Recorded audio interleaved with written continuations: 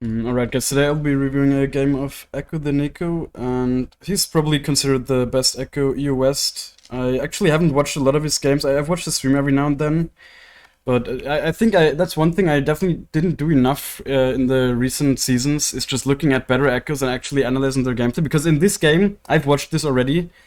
Right in the beginning, there's one massive thing that I learned, that I even implemented into one game I played afterwards right away.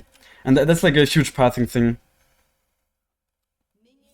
What you can see is, like, I of course do the Raptors path, he does it as well. But what he does here is, you will see in a second, he just goes to Crux and then red.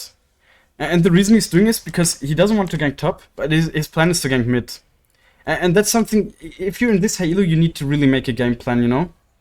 And that's what he's doing here, basically. He's making the game plan to gank mid early. And I always thought that you can't even gank mid early if you're doing the Raptors path. But of course, I felt so stupid after realizing this. You can just do red, and now you have a perfect time to just gank mid. And you can see here in the timeline as well, it works out as well. Emo by mages like this Syndra, I mean, she even doesn't even have flash. I don't know where she lost it exactly. Maybe he probably has info on that. So she's actually just dead here. There's no counterplay, really. She's not even level 3, she doesn't have, okay, I mean, she does have the E, but he just places a W behind her. E gets in range, she can't walk out of it because she's just too slow. Free kill. So easy, honestly. And this is something really, like, you need to be so flexible with your pathing. And that I know that this is a weakness of mine, and that's why I'm gonna start watching more of these high elo gameplay to just see how junglers play and what their decision making is. Here again, he's just even playing so aggressive, even though he's playing with first strike as well. One thing for sure, I think this flash was quite bad, to be honest. I don't even know why he did it. He must have known that he's dead here. But this is so good, right? The Syndra is so out of game now. I don't know, he cancelled his auto attack. I guess he wanted to auto attack and then flash away, maybe reset the tower. Maybe then he would have lived. Definitely a bit of a misplay, but overall still so good, right? The Syndra is completely out of game. She just TP'd into lane, died again right away, lost a whole wave. And now let's see what he does. Okay, he full clears here. Wants to get level 4, I guess. I also saw him do this all the time. He's pulling these camps together. In the mid game, he's doing it even crazier. I also need to start doing that. And then now you can see he's level 4, so he's just prioritizing looking at lanes over getting the camps. And you always should do that, right? Only prioritize camps if you actually get level ups from them, especially in the early game. And then here, I mean, he's gonna get spotted in a second, but the way they're playing, like, in this elo, people are actually playing the game. You know, I've always said this in the coaching session I did a second ago. You could see that the laners were always at full HP because people in low elo are not playing the game, but in high elo, people do play the game. So you have a much easier time to be active, honestly, and collect kills with Ekko, in my opinion, in higher elos. So here he just gets donated a free kill, basically. Now you can see really important placing a W in the path. I'm not sure if he gets her here, I don't think so. She's a bit too healthy. But what he does here, right, if she would misstep a bit, really important that he auto-attacks her once, so now with Q and E he will be able to proc passive, or he would be able to. He gets hit by a Q here, so really important here. Just realize, okay, I misplayed a little bit, cut my losses, push in the wave, and then go back to jungling, and it was still positive. Of course, right, he got a kill. There's no need to keep forcing here. Actually, he actually goes for the kill, though. I mean, this was so well executed, right? Don't go for this kind of play if you're in gold. Like, really don't. Look at this. This was so well executed, the way they shot the tower aggro. Really good, the Karma hits her abilities. He's taking so much damage from the Nami. She's trying her best. And now what he does is, like, I'm sure he's gonna auto-attack Q and then E auto-attack reset or something. Or, yeah, he definitely auto-attack resets. It was a bit slow, honestly. I don't know why he did it this slowly. Maybe he wasn't sure about the tower aggro or something. Yeah, really important that the Karma gets the tower aggro, though. And she even lives. Like, they're both so low. Really good teamwork. And then, like, this is something I would have never done. Such a savage move, honestly, to stay here for the camp. Like, this is why he's much better than me, honestly. Like, these kind of things I would never go for, but so good. Like, his aggression here. And then first reaction, he sees the Bel'Veth. First reaction is placing the W, where he thinks the Bel'Veth, of course. for sure the Belveth will engage him here, you know? Imagine you're this Belveth. You see a half HP Ekko, for sure you engage, right? So first reaction needs to be the W. You need to be in the enemy's head, of course, and think the way they would be playing in this situation. Of course, this Belveth champ has a lot of dashes. She actually played that really, really well. I mean, this is a really high elo game, and like top is Challenger, and a bunch of Grandmaster players in this lobby as well. So she played that really well. Of course, Belveth not easy to lock up. She has so many dashes. Ekko the Neeko doesn't have flash, so he just dies. The Belveth played that really well. But yeah, I mean, overall going for this, I would say it's not a big mistake. Could have easily worked out as well.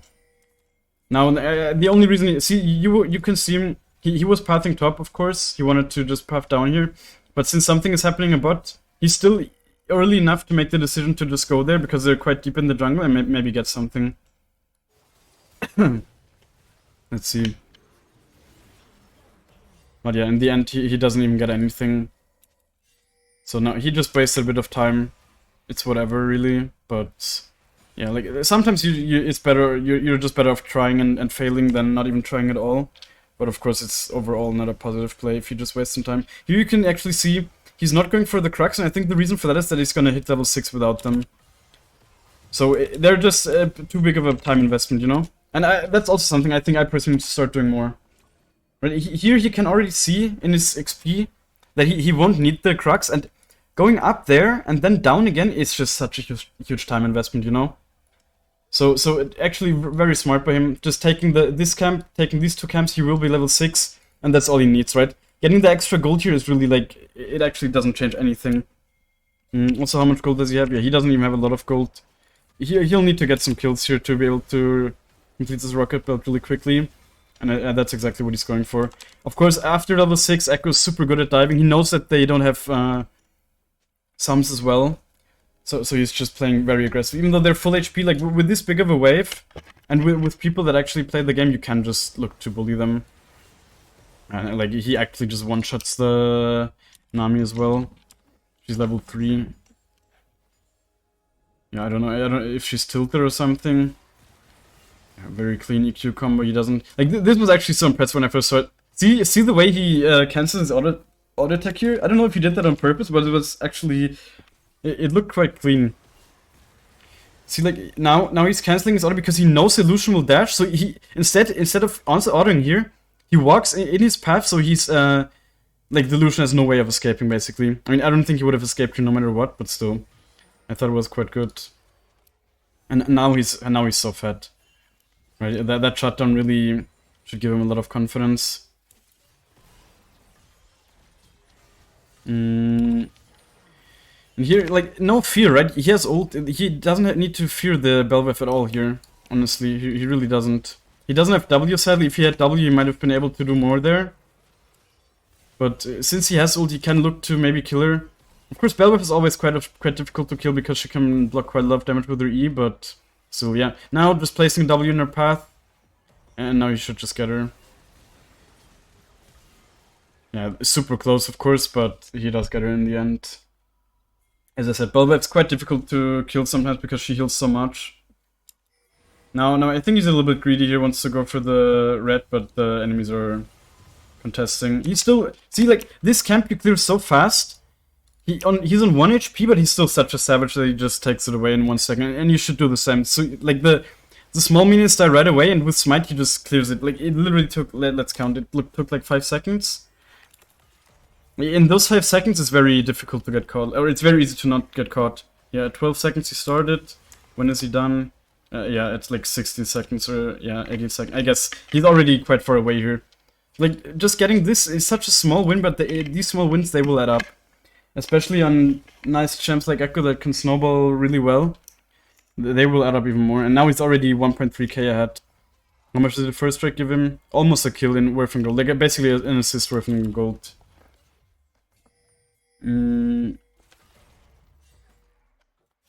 Yeah, now he thought the Gragas might keep chasing. Of course, I think the W could have been a bit more here. The Gragas was quite far away.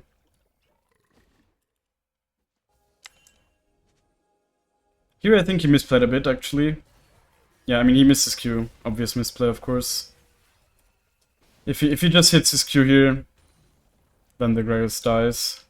But since he missed it, he will live. Bit impatient by him, honestly. No, the W is still good though, and it still forces the flash, right? Even though he misplayed, he still got the best out of that situation and forced the flash. Because he just put it in his path here.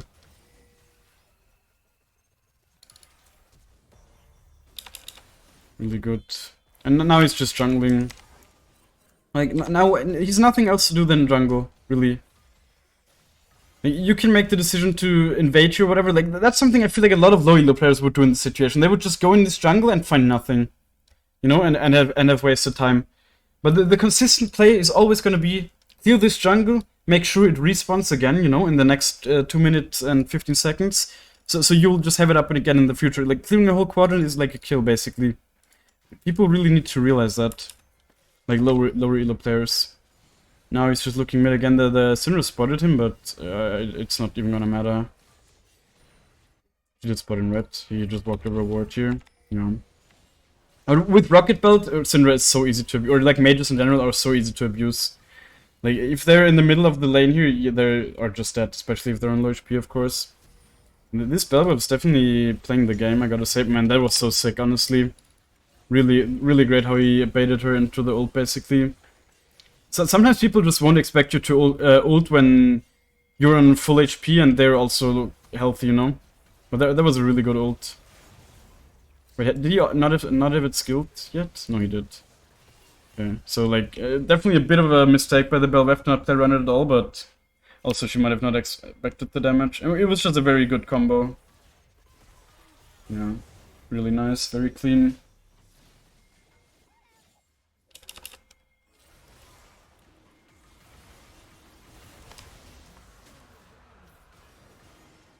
Let's see here really quick. And see, like, Riot is telling him he's super strong, so he's permanently looking for plays. He has a 400 gold shutdown, he knows he can play the game, he knows that basically anyone can be almost one-shot at least. So this Lucian is walking in his range and he's trying to punish it right away. He doesn't get him right away, quite, because the Nami's behind, but like, the Ezreal actually also tried to help. Nice try by him, to be honest. Here you can see how he's pulling the camps together. I'll definitely also start doing that. I didn't know you had the damage to clear them before they reset. But see the way that he's walking into the thing here, so the timer resets, and then he's just clearing them at the same time. This kind of stuff will add up as well, right? These small efficiencies, for sure. Here he's just deafing mid, and another thing, right? Like, do we have Inferno here, actually? I mean, that's quite good then, honestly. Very good, the way he read it. Okay, I mean, we saw her walking in here. But still, very good that he read that she's still in there, honestly. And yeah, here you can really see why the Ekko's really good against Syndra. She just has no way of escaping, it's not even close. Of course, he's quite strong as well here, but still. And now he's just taking plate, right? He's just taking some gold for himself. Ekko is such a good champ with gold, and this elo people know it. Nobody's question marking him or anything. Everyone knows that a fat Ekko can carry the game. And now they're just farming the bot lane really quick. On the way. Of course, these are the kind of camps you want to take every time.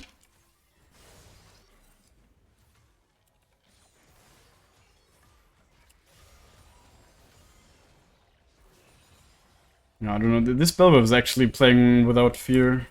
Quite crazy. Now he has 3000 gold. He really needs to spend it. Really great. Like, this is such a good bait. This feels so good. I've definitely noticed that he doesn't build boots as early as me. I think I built boots too early, probably.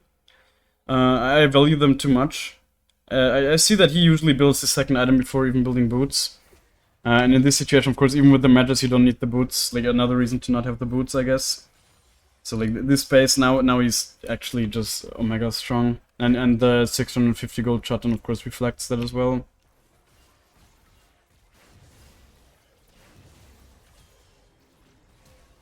But I mean, he actually misplays here, right? He disrespects the Belweb. She's not weak. This item is so disgusting for 1v1ing. Like, even though he's... How much gold ahead? Like, he's almost 3,000 gold ahead, 2.5k ahead.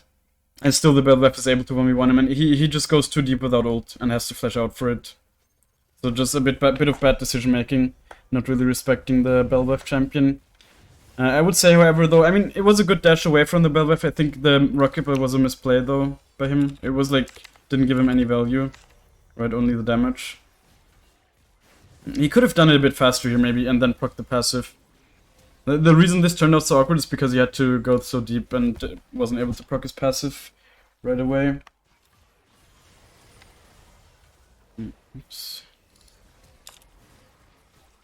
Always take these honey fruits, by the way, right? There's no reason to, like, I know that a lot of low elo players, they don't use this terrain, so like the blast plants and this, but why would you not just take it here really quick so you can actually play the game?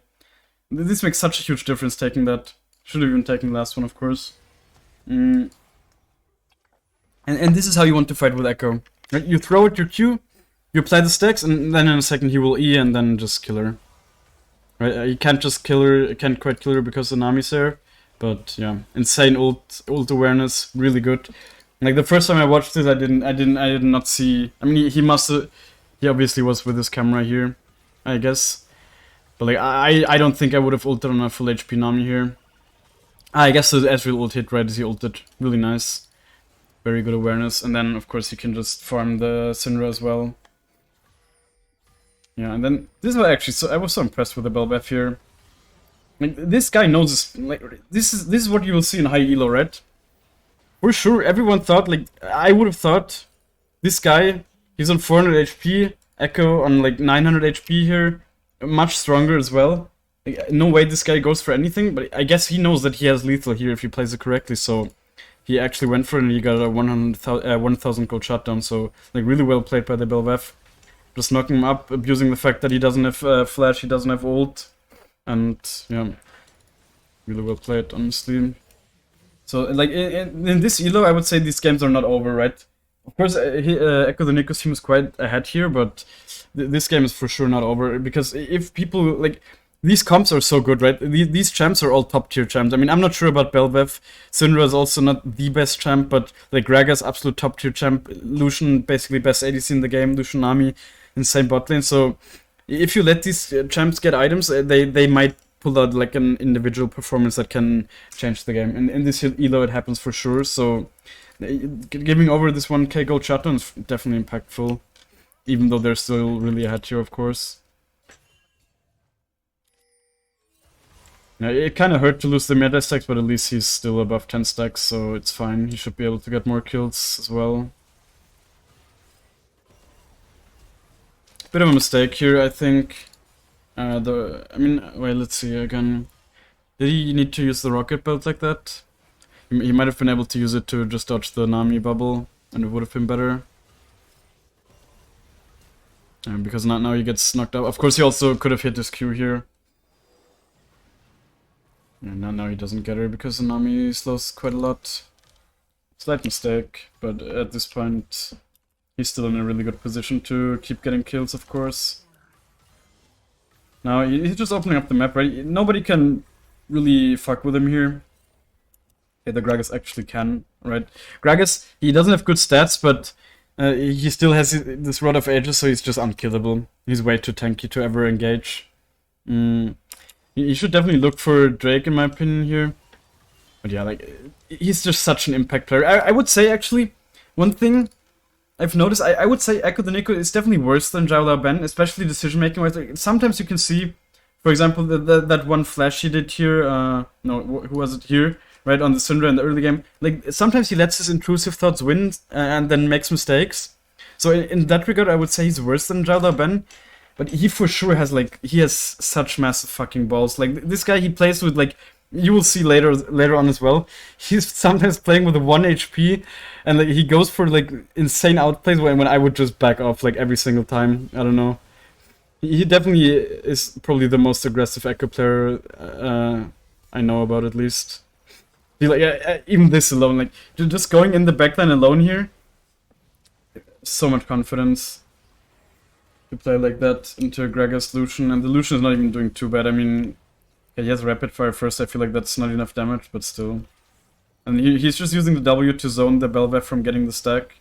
I think she's still gonna get it though. That's quite a long time, yeah.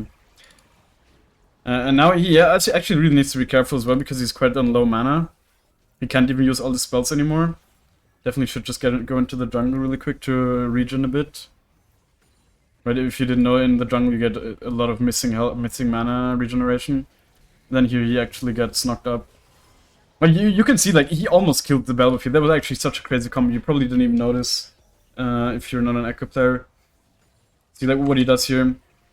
Like, of course, he gets chain CC'd here.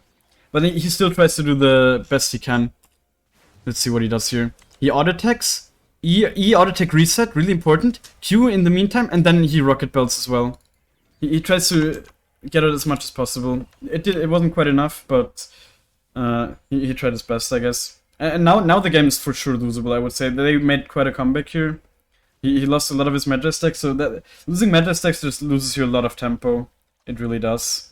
And now you can also see he's dead for such a long time as well. They're losing the Drake for it, I'm pretty sure. Are they? No, they're not. His team was able to secure it. And again, he's just doing these camps together. They're not resetting that fast anymore, right? So, and they're also not healing up fully, so you can just do that, I guess. I will also start doing that for sure. And then here, he's just so ahead, he can just try to extend his lead, right? Just go in there, try to punish the Bel'Veth, see if they're on vision, they're not. So you can just get a free kill here. Or kind of. I mean, see, like, the Bel'Veth, as I say, is so hard to kill with the thing. He actually doesn't even kill her. Without flash, at least. Yeah. Bit of an ego flash, maybe, but... yeah. This is what I meant, right? The way he keeps playing here. I mean, he can't really go anywhere, but... really, this is what you need to realize in this situation as well. The Syndra, like the fact that he goes in here, I thought that was so good, honestly. Like, I would probably not have made that decision, but he really knows he can kill the Lucian here.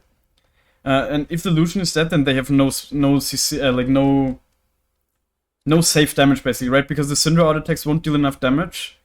And he will have... you can see in the fight he has so much movement speed that the Syndra can't hit a single spell. Like, she literally just hits her ulti and nothing else. Okay, she hits one more Q, but now he has so much movement speed. And he just one-shots the Nami. And the Ahri comes to help. Yeah, that was so good. Really impressed with that play. Here he's even looking to punish the Gragas if he maybe trolls. He doesn't. Now again, such a massive base. He has Rabadons, he has, like... did he buy boots here, I think? Oh, did he buy boots after Rabadons? Yeah, he actually did. Okay, I mean, he really doesn't seem to value boots. I think someone even told me that. Yo, Reborn Twitch TV, thank you for the follow.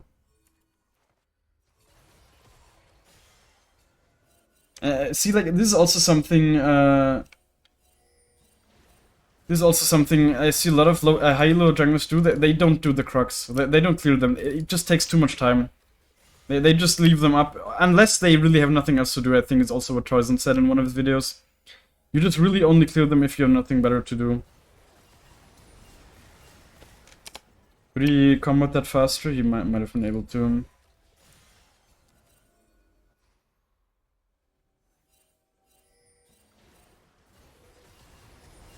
No, I think the Nami flash was just good, but he actually still gets her. And then really nice, he uses the terrain here to follow. And then he gets baited into going in there. Hey, this is what I meant also when I said, I think in one of my videos I said, like, Gragas CC is annoying, you know? Because it's not affected by tenacity at all. The E is a knock-up, the ult is a knock-up, or knocking away. So it really doesn't matter if you have tenacity against it, it's always going to be the same amount of time. It's only 1 second, but usually when you're getting CC'd by stuff like Gragas E, or like Jin W, these kind of spells, they often lead to you dying, you know? They just, or like Poppy E, I don't know. It's like these kind of spells, often when you actually get CC'd by them, you're in a position where you're dying. And then, as I said, he basically gets baited again. He's definitely, I would say, For Ekko, for an Ekko man, he has quite high deaths because I think it's just his playstyle is so aggressive. Here, for sure, he needs to take the red first, get level 14, get the red buff, of course. Oh, wow, he doesn't even get level 14. So that's for example, another reason why you won't want to take the Crux here, get level 14. Always play around your level spikes, it's really important. And then, as like every team nowadays, you can just rush Nash, of course, 1 minute after it spawns with like 2 people, no problem. Definitely makes sense, right? Don't buff Nash, fuck you. Like, I genuinely think they need to buff Nash. It's so fucking stupid. The fact that 2 champions can just rush it like that, it shouldn't be possible, in my opinion. And then here you can see, again, right away he's looking to do something on the map. He doesn't have W. If he had W here, he could go much deeper, of course. I think maybe even a mistake to go in there that early. I guess he thought he only had the time window here with the Lucian. I mean, he had vision here, right? Yeah. So he just wanted to catch the Lucian. If the Lucian doesn't have good reactions, then he might even be able to get him. But like optimally, he would just place the W here first. Of course, it's on cooldown in this situation, and then go in. Because now he needs to ult out. Like, Lucian Nami actually deals quite a lot of damage. But if you need to ult with Ekko, then do it, right, to live. Don't be greedy. It's fine, you just need to play a little bit different while your ult is on cooldown. Now actually, like, here his team is basically doing everything, he's not even doing much in this fight. Olaf's just running through. Like, Olaf Karma is actually such a strong bot lane. Oh yeah, now they actually went too deep. His E ran out, but it doesn't really matter. At this point, he's actually quite a bit stronger. I mean, he's been stronger the whole time, but he has his items, right? If you have Rabadons, even when you're it's like Ekko's item spikes are so massive that he just outscales, right? It basically curves up. The Rabadons is so huge, and even when you're behind or like on even footing, the Rabadons will just make you much stronger than most champions.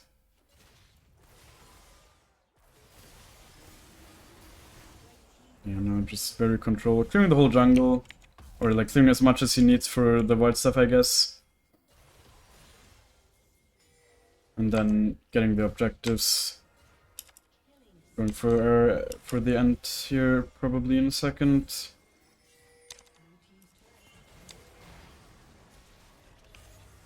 Here he also, I mean, he gets caught out a bit. So he just ults, right? Don't be greedy with your ult, especially not if it's at level 3. It's fucking 35 seconds cooldown, it's such a joke. Like 35 seconds is nothing. Really good Nami bubble, honestly. But yeah, he really just doesn't want to get locked up here, so he ults a bit early. Then a good thing he had places W. And then he even goes back in for the passive proc to finish off the Gragas. Really important. I think otherwise I wouldn't have gotten him in that situation. Oh yeah, see the amount of damage the field blocks here is so insane. Yeah, and then he has to flash because of the Nami bubble.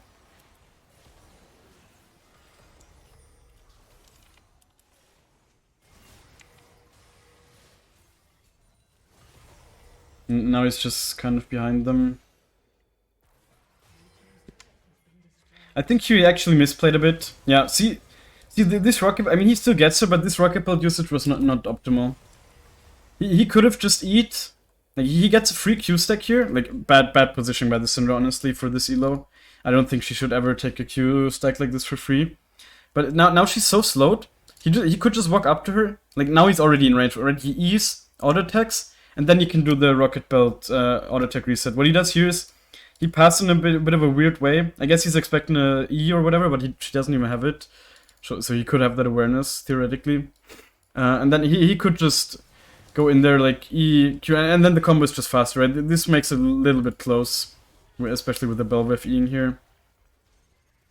In the end, it doesn't matter, they're getting sandwiched here, and I think now they can just end. So, yeah, I mean, definitely overall I would say Ekko the Neeko, super good Ekko. I would say for sure the best Ekko EU West. He has a lot of experience as well. I think he has like over 8 million points in Ekko. Super experienced Ekko player, really knows his limits well. Sometimes I think he lets his like intrusive thoughts win a bit too much. He's less controlled than someone like Jalaben for sure.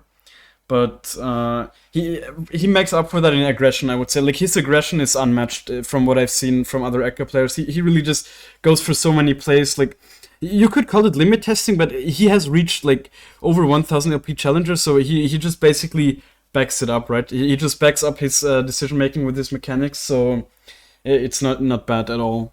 And if the meta fits him, then he can for sure reach like really high ranks. I think at the moment Ekko is not in the strongest state, but yeah, I also don't think he's really climbing too much right now. He's just playing the game for fun mostly. But yeah, I really hope you could learn something from this. I'm sure I will review a game of his at another time as well. I could definitely learn something. Like even that pathing in the beginning, right? I think that's so valuable. Just seeing the decision making from these junglers is super important to be able to learn. So yeah, I'll definitely do that more in the future as well.